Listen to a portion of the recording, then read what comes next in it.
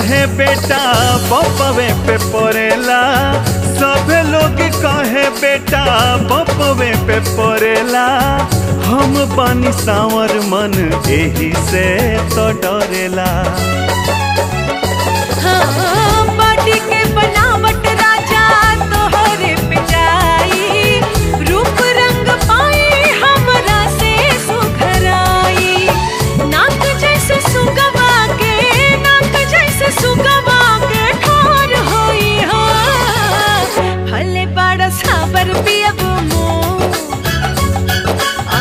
भले बड़ा साबर पियब मोर, बेटवा तोहर गोर होई हो।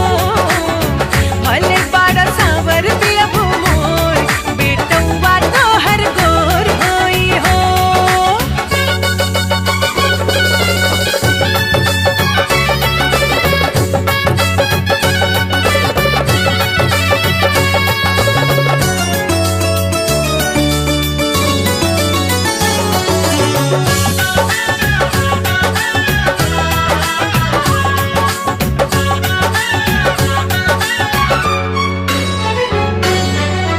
बेटा चाहिए ऐसन जवन होखे हमसे बाड़ा, बेटा चाहिए ऐसन जवन होखे हमसे बाड़ा।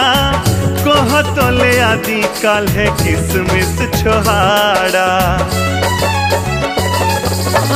सगरो पाए हमका सोच ले बानी, अभी ऐसे हो न जा जूस पिया तानी। खाइब ना मिठाई हम, खाइब ना मिठाई, जिभ चटा